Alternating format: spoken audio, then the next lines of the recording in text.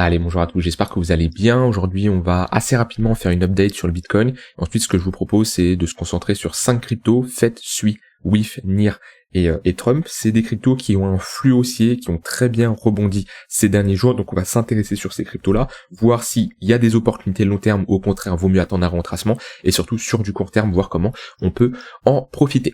Alors, le BTC qui commence à montrer légèrement des signes de faiblesse. On n'a pas encore de signaux de retournement de tendance, mais ici, on a une confirmation comme quoi ce niveau clé des 95 000 $ fait office de résistance. Moi, c'est vraiment le gros niveau que j'aimerais qu'on repasse pour avoir un biais un peu plus bullish et avoir plus de conviction sur du court, moyen et long terme, même si pour nous, sur du court terme, on reste dans une dynamique qui est haussière. On le voit bien de plusieurs manières. On peut le voir déjà d'un point de vue action du prix, le price action qui nous permet de voir qu'on est dans une tendance haussière depuis un moment avec ici des creux de plus en plus haut. Donc ça, c'est un fait, d'accord? Pour le moment, tant qu'on maintient cette dynamique haussière, tant qu'on maintient ce creux-là, on reste dans une trend qui est haussière. Si on commence à perdre ce creux-là, là oui, ok, on pourrait changer de tendance, passer d'une tendance haussière à une tendance baissière et on pourrait entamer un retracement. Ce qui n'est pas pour le moment le cas. Et je vous rappelle, dans une tendance haussière, on privilégie toujours la continuation de tendance. Donc on va toujours partir du principe que ici, on a plus de chances de former un creux plus haut que le précédent, que d'anticiper comme quoi c'est la fin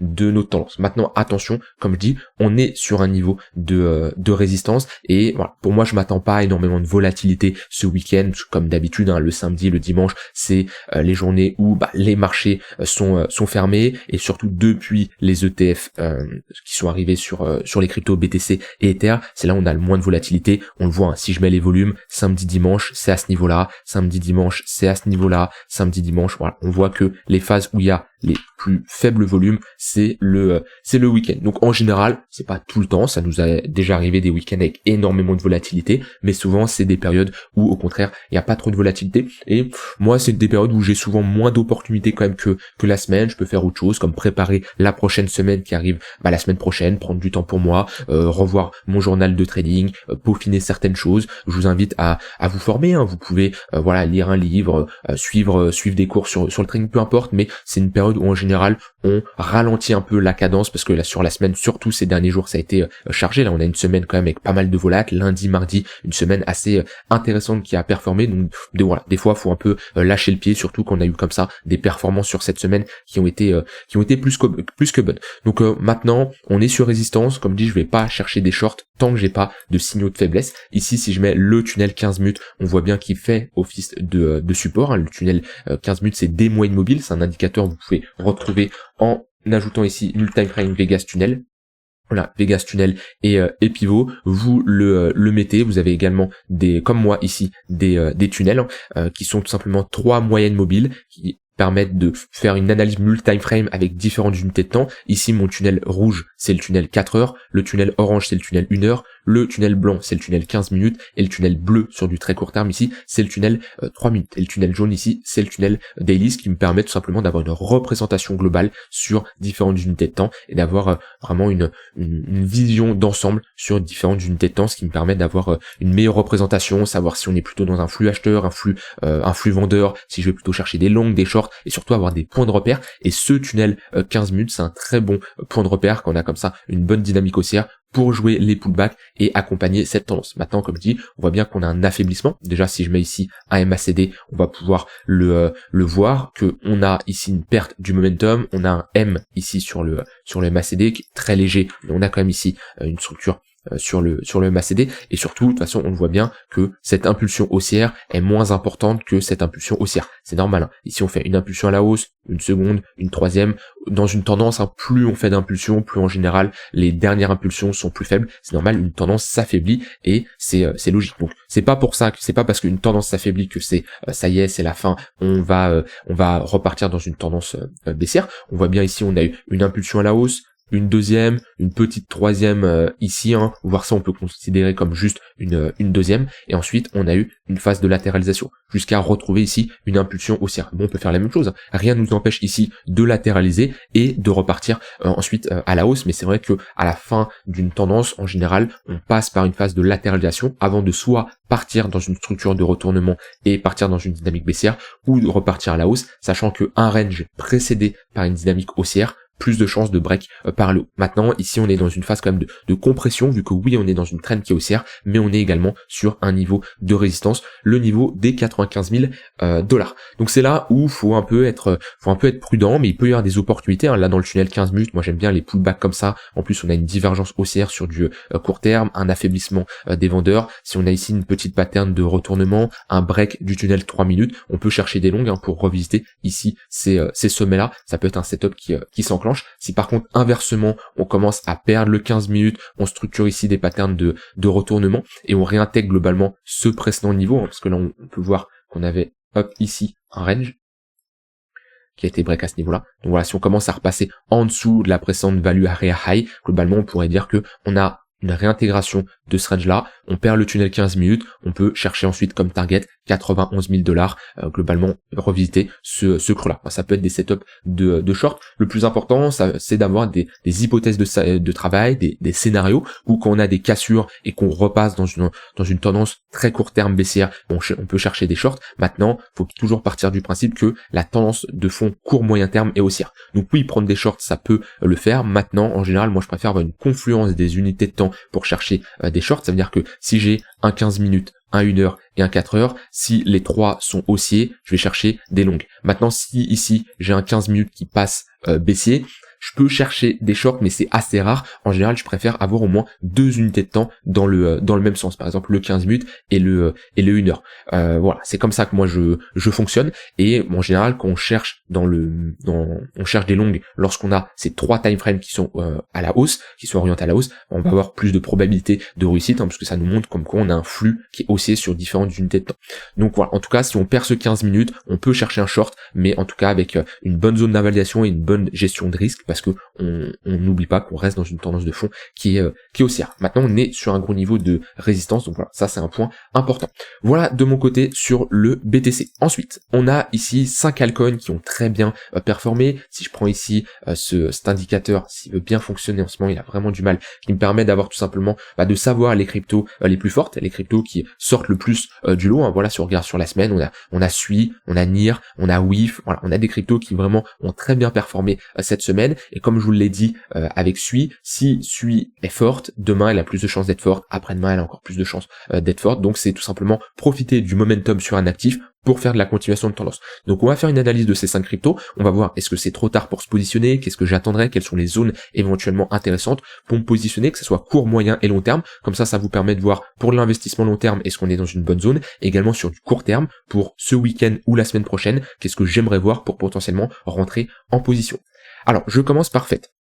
Pour du long terme, on en a déjà parlé dans les dernières analyses, comme qu'on revenait chercher des niveaux très intéressants, surtout cette confluence. Je vous rappelle, les 0,886, c'est une entrée très intéressante quand vous positionnez sur des cryptos qui sont à minima quand même bullish sur du long terme, qui ont quand même qui sont dans des narratifs intéressants. Ici pour fait, on est dans le narratif de l'intelligence artificielle, qui ont quand même un bon fondat à minimum. On parle pas d'une crypto qui ne sert à rien avec une token mix qui est horrible. Et ici on avait une bonne confluence avec la ligne de coup de cette grosse pattern ici de retournement, qui est même une pattern de retournement en monthly. Donc on a pullback, donc c'est une bonne zone pour l'investissement long terme. Maintenant, on reste quand même sur des niveaux intéressants, tout de même, pour l'investissement long terme, vu qu'on est quand même en dessous des 0,786. Maintenant, on est sur un rebond en V-bottom.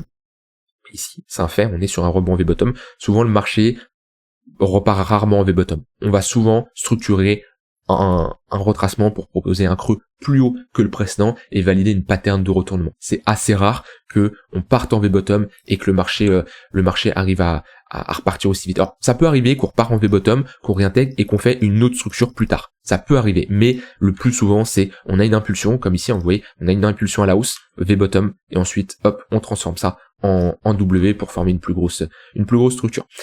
Surtout qu'on est sur résistance actuellement. Pourquoi? Parce qu'on est sur la ligne de coup de cette pattern de top. Ici, on est sur un M monthly et on est en train de retester cette ligne de coup. Donc voilà, ça c'est à prendre en compte. On est sur résistance. Donc sur du long terme, Fed est revenu chercher des niveaux très intéressants, très bonne réaction sur les 0,886, bon niveau de support. On est sur un V-bottom. En général, ces V-bottom sont amenés à être retestés. Donc voilà, ça c'est ce que vous devez prendre en compte. Et on est sur résistance. Maintenant, sur du court terme, on a un flux qui est haussier. Ah, c'est un fait, hein, depuis un moment, on voit bien le tunnel 4 heures qui faisait office de résistance, hein, le tunnel rouge, on l'a break à la hausse, on a eu un cross des moyennes mobiles, et depuis, on est dans une trend qui est haussière. Ici, le fonctionnement est à peu près similaire pour la plupart des altcoins, on accompagne la tendance, on cherche des longues lorsqu'on a des retracements dans les moyennes mobiles. On voit bien tunnel 15 minutes, etc., qui fait office de support, il y a de quoi faire de la continuation de tendance. Quand on a un flux qui est encore plus haussier, on va regarder le tunnel court terme. On voit bien ici, tunnel 3 minutes, à chaque fois qu'on pullback, on cherche des longues. Quand on commence à break le tunnel, qu'on n'arrive pas à repartir, et ben en général, c'est qu'on a de grandes chances de revenir chercher le tunnel 15 minutes. Et qu'on repart, pareil, on peut faire chercher de la continuation de tendance sur le tunnel 3 minutes. Maintenant, si on perd le 15 minutes, ce qu'il va falloir surveiller, c'est le tunnel 1 heure.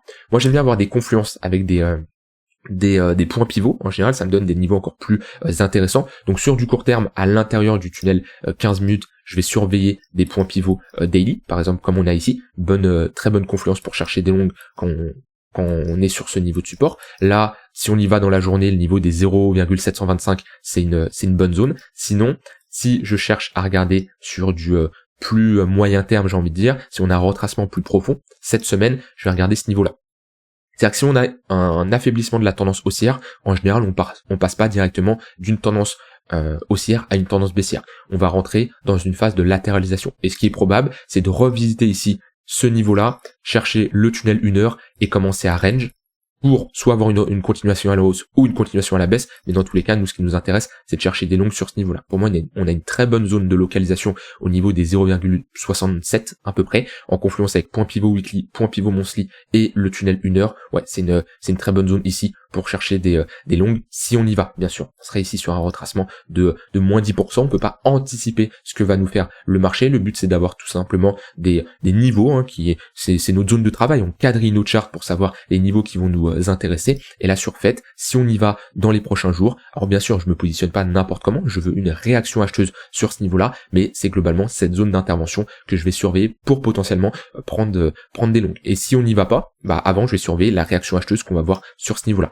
Étape par étape, j'ai une réaction acheteuse ici, je cherche des longues pour jouer la continuation de tendance, je n'ai pas de réaction acheteuse ici, je ne rentre pas en position et je cherche des longues à ce niveau-là. Et je peux très bien avoir une réaction acheteuse ici, je rentre, le marché ne part pas, je me fais stop loss et je rentre ici. C'est tout à fait possible. Et on a des zones d'invalidation. Bien entendu, j'en ai pas parlé, mais toute hypothèse de travail a une zone d'invalidation, c'est-à-dire si je rentre ici et je n'ai pas de réaction acheteuse, bah j'invalide et potentiellement rentrer plus bas. C'est pas un souci. Mais ouais, cette zone-là ici, elle est intéressante. Après, si on retrace beaucoup plus bas, on a le tunnel 4 heures, hein, qui est en confluence également avec un point pivot monthly, et on serait sur un gros niveau de support, mais là on serait quand même sur une baisse plus importante, hein. Moins 30%, c'est pas impossible, le marché l'a déjà prouvé, mais aussi rapidement, on sait jamais, ça dépend des annonces qui vont arriver, mais ça sera un niveau intéressant à surveiller. En tout cas, FET, c'est une crypto qui est forte, qui a bien surperformé, on peut comparer FET USDT par rapport au BTC, et on voit bien que sur les dernières journées, même si FET bien sûr a été faible contre le BTC pendant un moment, là sur les derniers temps, FET est plus fort que le BTC. On voit bien ici qu'on a une trend qui est haussière, donc FET surperforme le Bitcoin. Déjà le Bitcoin a été fort quand même ces derniers jours, hein, il l'a prouvé, et FET là est encore plus fort que le BTC sur les derniers jours. Donc c'est une altcoin qui a un flux et qui est intéressant à surveiller. De toute façon les cryptos, là je vous ai sorti, c'est vraiment des cryptos qui ont un flux. J'ai fait que d'en parler ces derniers jours, il y a clairement de la performance à faire sur elle. En tout cas, la performance le plus gros selon moi a dû être fait, hein. C'est-à-dire que si vous rentrez là, je dis pas que c'est trop tard, on sait pas comment le marché peut évoluer, mais je dis juste que à partir du moment où on a pris ici un plus 70%, ouais, vous arrivez pas dans les plus tôt, d'accord, vous arrivez vraiment, je peux pas savoir si c'est proche de la fin, parce que je peux jamais anticiper à l'avance quand la tendance va s'inverser. Ce qui est sûr, c'est là, on a déjà des premiers signes d'affaiblissement. On le voit bien, on a ici un M-top qui est en train de potentiellement se constituer, qui est léger, un M-top plutôt en 1 heure. À ce niveau-là, à voir si on tient le tunnel 15 minutes, on est plutôt dans une zone où on va chercher des achats à ce niveau-là. Par contre, si on perd le tunnel 15 minutes, on aura de grandes chances de revisiter cette prochaine zone-là. Avec au niveau du tunnel 1 heure, chiffre rond des $3, pour moi c'est une bonne zone de localisation à surveiller. Donc on se précipite pas, on voit qu'on a eu très peu de pullback dans le tunnel 15 minutes, c'est surtout le tunnel 3 minutes qui nous a lead la tendance. Là on a un peu d'affaiblissement, si je mets ici un MACD, on le voit bien au niveau du momentum, voilà, on a une divergence 4 heures qui est validée. On fait ici sur le MACD un sommet plus bas que le précédent, alors que là on fait un sommet plus haut que le précédent. Donc on voit qu'on a un affaiblissement de notre tendance. On a un M qui est validé sur le MACD, donc là on a une confirmation d'affaiblissement sur les acheteurs. C'est le MACD le calcul, mais sur le prix on peut le voir. Ici on a une plus forte impulsion que cette impulsion là. Donc on a tout simplement un affaiblissement. Maintenant c'est pas pour ça que ça y est, la tendance se retourne, c'est la fin, mais on peut rentrer dans un retracement et une correction. On est quand même dans le tunnel 1 heure, donc si j'ai une réaction acheteuse, je pourrais prendre des longues, mais idéalement ça serait bien de peut-être avoir un rejet maintenant, mais j'aimerais bien aller chercher ce tunnel 1 heure en confluence avec cette précédente zone de consolidation au niveau des $3. Ça serait ça serait une très bonne zone pour faire de la continuation de tendance. Dans tous les cas, reste fort. On l'a vu avec ses patterns de retournement en daily, c'est plutôt pas mal ce qu'il nous a fait. On repasse dans une dynamique qui est haussière avec ses creux et sommets de plus en plus haut et cette forte impulsion. Maintenant, rien n'empêche d'avoir un retracement. Et pareil, a très bien performé contre le BTC ces derniers temps. On le voit bien, voilà. Elle a été forte pendant un moment, elle a été faite pendant un moment, là on a une forte impulsion et a été plus fort que le BTC sur les 3-4 derniers jours. Pour du long terme, j'en ai pas spécialement parlé. La zone qui était intéressante, qui est toujours intéressante si on y retourne, c'est ce niveau-là. C'était le précédent ATH, c'est la ligne de coup de cette pattern de retournement. Les lignes de coup sur des structures en weekly voire mensuel, c'est des gros niveaux. En général sur les cryptos, même sur les marchés de manière générale, c'est des niveaux qui se payent. Surtout qu'on est comme ça sur des retracements intéressants, moins 65%. Si je mets un Fibo, on revient chercher entre les 0,118 et 0,786, ouais, c'est clairement des premiers niveaux qui commencent à se payer tout en gardant du cash au cas où on va plus bas. On peut très bien aller chercher 0,786, 0,186 et le but c'est jamais de tout rentrer et faire un all-in ici parce que c'est simple de se dire ah bah oui, si j'avais fait un all-in, bah là j'aurais pris x2, très bien. Sauf que le marché n'est pas sûr, c'est pas sûr qu'il réagisse comme ça. Et s'il fait ça, eh ben t'es bien content d'avoir du cash pour rentrer ici et rentrer à ce niveau-là. Mais en tout cas, qu'on revient chercher une autre zone de rechargement, des patterns comme ça au niveau de la ligne de coup, chiffron psychologique des $2, on a une bonne confluence ici pour marquer un bottom. Peut-être qu'on va retester cette structure pour transformer sur une plus grosse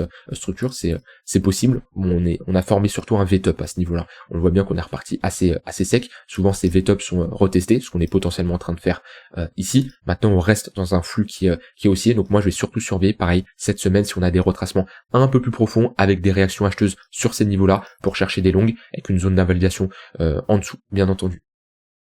Ensuite on a WIF, pareil, dans le même système, c'est une crypto qui s'est fait défoncer pendant un long moment. On a eu ici une grosse pattern de retournement. C'est une crypto qui a bien corrigé. Maintenant, sur du court terme, on a pareil un flux qui est en cours. C'est intéressant ce qu'il est en train de nous faire. On a ici, on voit bien la pattern de retournement qui nous inverse. Hop là, je vais la retracer. La pattern de retournement qui est ici.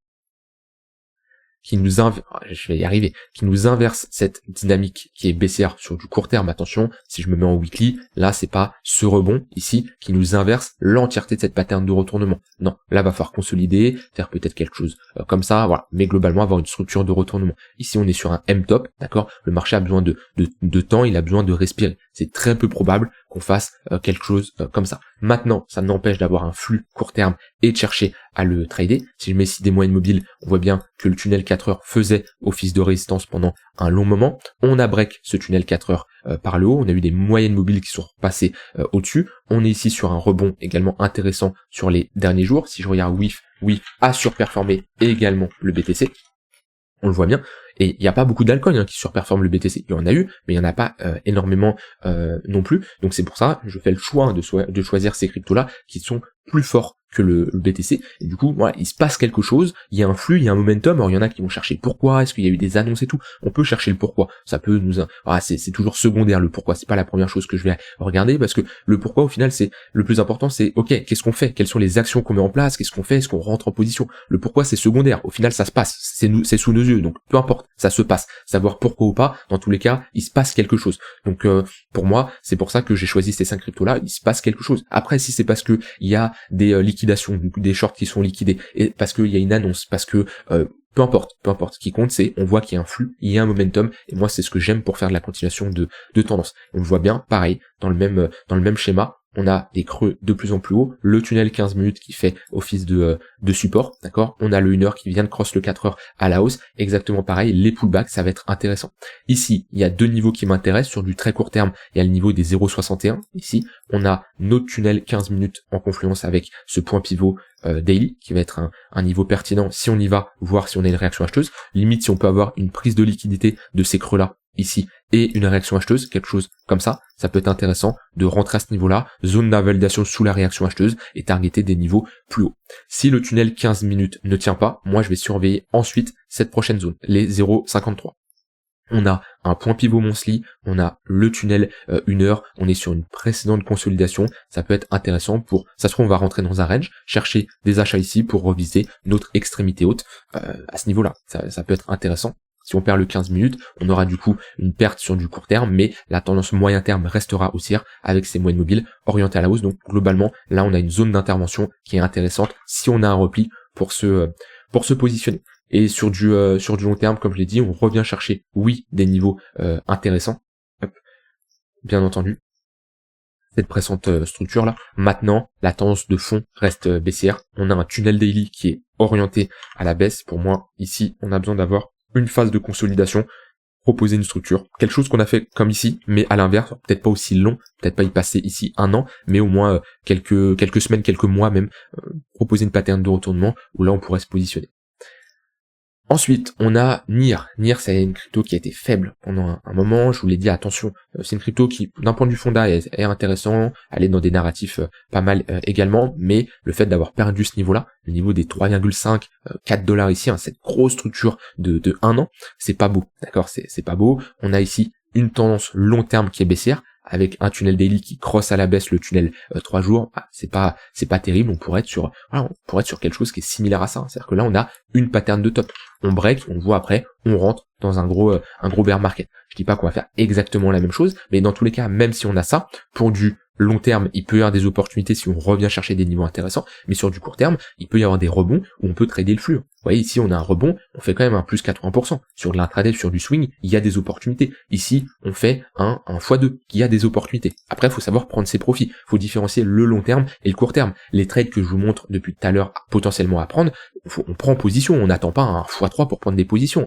C'est-à-dire qu'on prend des profits, on n'attend pas un x3, bien entendu. On est sur du court terme, donc bien sûr qu'on sécurise.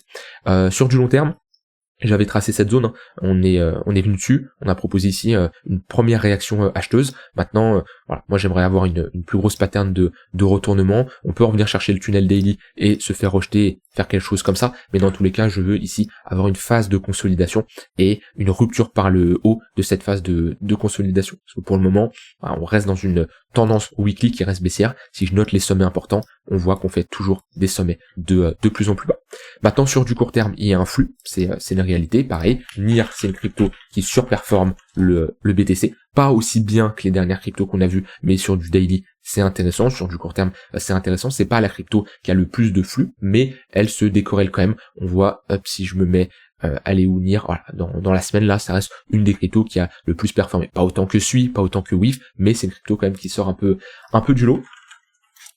De toute façon, sur du court terme, on le voit bien qu'on a ce flux qui est haussier. On a le tunnel 1 heure qui n'a pas encore cross, mais qui s'apprête à cross le 4 heures à la hausse. On est pareil dans le tunnel 15 minutes. On voit que les altcoins ont un peu un schéma qui se répète sur tous les cryptos qui sont fortes. C'est-à-dire qu'ils sont sortis il y a pas longtemps de leur tunnel 4 heures qui faisait office de résistance. Ils ont break par le haut. Et pour le moment, on a un tunnel 15 minutes qui lead la tendance. On a d'ailleurs posé un gros bottom sur un point pivot yearly.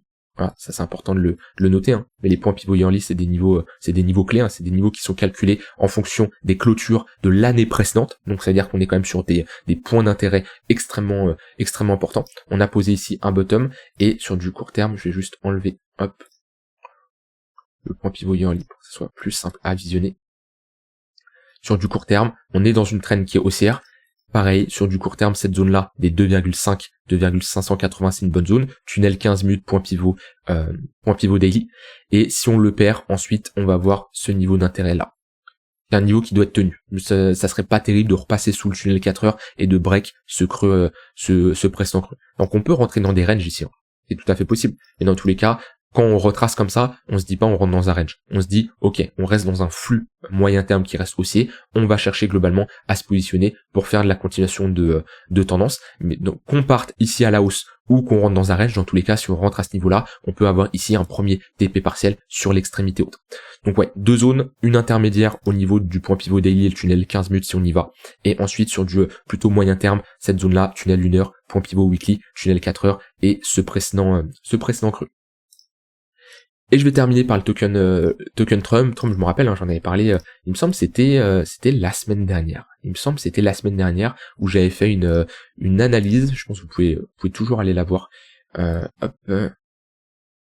crois que je l'avais fait dans cette vidéo, où je vous avais dit, ça c'est le style de crypto qui peut très rapidement repartir, qui peut pratiquement faire un x2 assez rapidement si on commence à break le tunnel 4 heures. Et ce que je voulais voir, c'est la validation de cette pattern de retournement. Ici on a un W daily, hein, comme je dis, vous pouvez aller voir la vidéo, c'est ce que je vous dis, c'est l'une des cryptos qui partira rapidement au vu du retracement qu'on a eu. C'est une crypto qui peut partir. Après il y en a qui vont dire oui mais il y a eu des annonces bullish, peu importe. Moi ce que je vois c'est que on a une pattern de retournement, on a un break du tunnel 4 heures et on a une crypto qui part. Et au final on a une crypto qui fait ici un x2 en quelques jours. Donc il y a des gens qui vont dire oui, il n'y a pas d'opportunité sur les cryptos, c'est mou, il se passe pas grand chose.